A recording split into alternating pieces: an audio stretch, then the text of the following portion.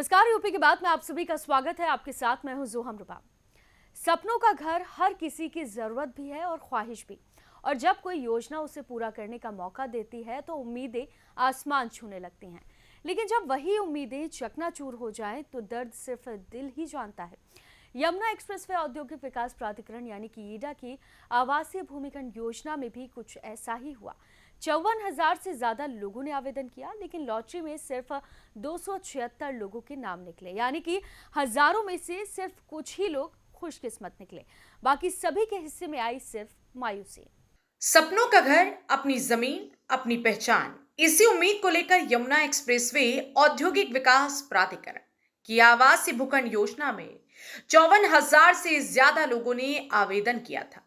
लेकिन 11 जुलाई 2025 को जब किस्मत का दरवाजा खुला तो सिर्फ 276 लोगों के नाम निकले उस लॉटरी में जो उनके सपनों को हकीकत में बदल सके। फॉर्म आते हैं, उसमें रजिस्ट्रेशन करना है, 10% देना है। उसके बाद जो है आपका लॉटरी में जाएगा। अगर आपका निकलता है तो आ जाता है। सब कुछ यहाँ फेयर होता है, ज्यादा से ज्यादा लोग फार्म भरो, उम्मीद रखो, काम यहाँ फेयर है, किसी के साथ कोई भाईबंदी नहीं होती। बाकी के हजारों लोगों के हाथ लगी तो बस मायूसी और इंतजार, अगली किसी योजना का, अगली किसी लॉटरी का। ईडा की तरफ से ग्रेटर नोएडा में सपनों का घर बनाने के लिए लोगों के 276 प्लॉट्स आवंटित किए गए थे। उसमें आपका निकला? नहीं निकला। नहीं निकला। कैसा महसूस हो रहा है जब कितनी उम्मीदों के साथ आप यहाँ पर आई थी अपनी एप्लीकेशन लेके? हम तो मतलब इस बार तो लग रहा था कि शायद निकल जाएगा। हम 4 साल से भर रहे हैं और जो ये बताते हैं कि अब निकल जाएगा इस बार, क्योंकि अंदर भी जो काम करते हैं वो भी बोलते हैं कि निकल जाएगा, आप भरते रहो निकल जाएगा। तो 4 टाइम अभी हमने 4 टाइम भरा है। तो यही लग रहा है कि देख के कि क्लियरिटी, मुझे थोड़ा सा डाउट है कि जो अपने वहाँ पे पर्ची डालते हैं बॉक्स में, वो बॉक्स में पर्ची क्या है ये हमें कैसे पता चलेगा कि हमारी पर्ची है उसमें? वो कैसे मालूम पड़ेगा? मतलब आप कह रही हैं ईडा जो दावा करता है कि वो बहुत ही पारदर्शिता तरीके से अपना जो भी स्कीम है आवंटित करने की, प्लॉट्स को देने की, वो करा रहे हैं, लेकिन आपका कहना है कि वो पारदर्शिता तरीके से नहीं हो रही? हाँ, डाउटफुल है। आपके लिए डाउटफुल? डाउटफुल है क्योंकि लास्ट टाइम मैंने, मेरे भाई ने, मेरी पूरी फैमिली ने भरा था। तो उसमें हमें था कि चलो किसी एक का लगेगा, और हमने देखा उसमें कि एक का भी नहीं लगा। क्योंकि अभी हमें ये डाउट हो रहे हैं कि 4 साल से कंटिन्यू भर रहे हैं, हमारा लगता ही नहीं है। तो थोड़ा अब लास्ट में डाउट होना संभव है, क्योंकि जब वो स्लिप वहाँ से जाती है, हमने मान लो 10 फॉर्म भरे, मेरी फैमिली ने, मेरी बहन भाई वगैरह सब ने भरे हैं, आके अथॉरिटी में भरे हैं।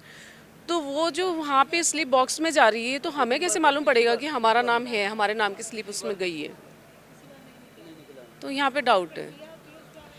कितने सपने लेके आई थी आज घर से कि घर, सपनों का घर मिलेगा आज? मैं तो मैडम सपनों का घर ऐसे ही कि मेरा मुंबई में रहती हूँ, हस्बैंड फिल्म लाइन में है। तो ये था कि मेरा तो वहाँ से सेल करके और मेरा ये निकल जाएगा, तो मैंने तो लोन लेके बैंक से लोन लेके भरे है फॉर्म। तो यही था कि हम मुंबई बेच के इधर आ जाएंगे, मेरा तो ये सपना था। मेरे हस्बैंड हैं, वो 35 साल से मुंबई में फिल्म लाइन में करते हैं काम। तो अभी फिल्म सिटी यहाँ पे बन रही है, मेरा मायका इधर है, ससुराल इधर है, खेती बाड़ी है, मम्मी पापा ऑफ हो गए इनके। तो हमारे ये था कि अपना गांव नज़दीक पड़ेगा और इतना एक्सपीरियंस है जो फिल्म सिटी का है, तो अपना इधर शुरुआत करेंगे। मुंबई में, महाराष्ट्र में जा अपनी खुशी हुई कि योगी जी ने अपने यहाँ पे एक फिल्म सिटी बनाई है, एयरपोर्ट है, तो बच्चे अपने पढ़ के अभी जॉब पे है। तो हमने सोचा कि अपने इधर सेटल होंगे, और 4 साल से इसके लिए हम भर रहे हैं। तो अभी सपने तो अब उम्मीद नहीं है, और मतलब इंटरेस्ट भी देना पड़ता है ना। अभी देखो एक उसमें हमारा 23-24 हमारा वहाँ कट जाते हैं एक फॉर्म पे। बैंक से, हमने तो बैंक से की है। यमुना एक्सप्रेसवे औद्योगिक विकास प्राधिकरण की इस योजना के तहत कुल 276 प्लॉट थे और इस स्कीम में 200 वर्ग मीटर के कुल 276 प्लॉट सेक्टर 18 पॉकेट 9B में उपलब्ध है। ये एक ऐसा इलाका है जो आने वाले समय में नोएडा इंटरनेशनल एयरपोर्ट की नजदीकी के कारण इसके बेशकीमती होने की जबरदस्त संभावना है। हर आवेदन के पीछे एक सपना था, एक घर का, एक भविष्य का।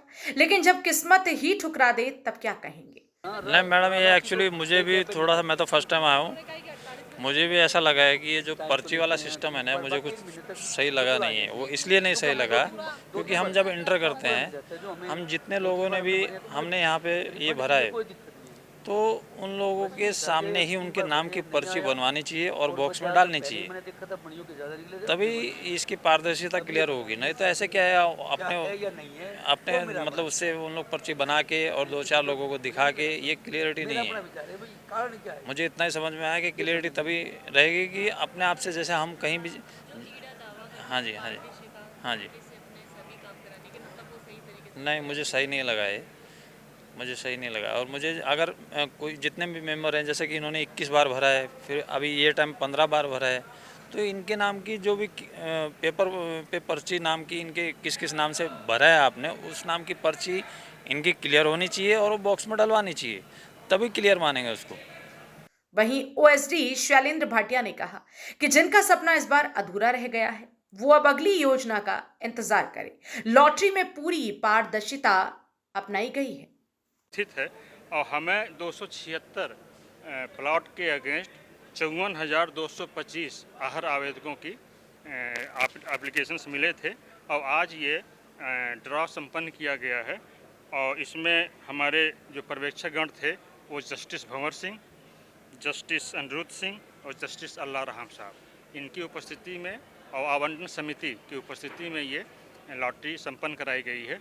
और इसका वीडियोग्राफी ऑनलाइन कई चैनलों के माध्यम से लोगों के सामने रखी गई थी और ये आज ये संपन्न हुआ है। जितने लोग सफल हुए हैं इनके सूची आज हम शाम तक वेबसाइट के, अपने जो वेबसाइट है उस पर हम अपलोड कर देंगे और जो असफल हैं उनको अगले 48 घंटे के अंदर इनका पैसा हम वापस करेंगे। नहीं, पूरा पैसा मिलेगा, पूरा पैसा मिलेगा, कोई भी पैसा इसमें कटौती नहीं होगी। अगर हाँ, रजिस्ट्रेशन मनी जो 10% है वो टोटल का टोटल रिफंड हो जाएगा। ईडा की इस योजना में 54,000 से ज्यादा लोगों ने सपने देखे थे, लेकिन उनमें से सिर्फ 276 ही लोग अपने सपनों को जमीन पर उतार पाए। बाकियों के लिए ये सिर्फ एक इंतजार था जो और ज्यादा लंबा होता गया। सवाल ये नहीं है कि लॉटरी के नाम पर ही क्यों आया, लेकिन सवाल ये है कि क्या सिस्टम इतना सक्षम है कि हर उम्मीद को एक मौका दे सके। फिलहाल जिनके हाथ खाली रह गए हैं वो अगली योजना की तरफ देख रहे हैं। शायद अगली बार किस्मत भी उनका साथ दे और सपनों का घर सच में पूरा हो जाए। फिलहाल के लिए इस खबर में सिर्फ इतना ही। बाकी तमाम खबरों के लिए आप देखते रहिए यूपी की बात।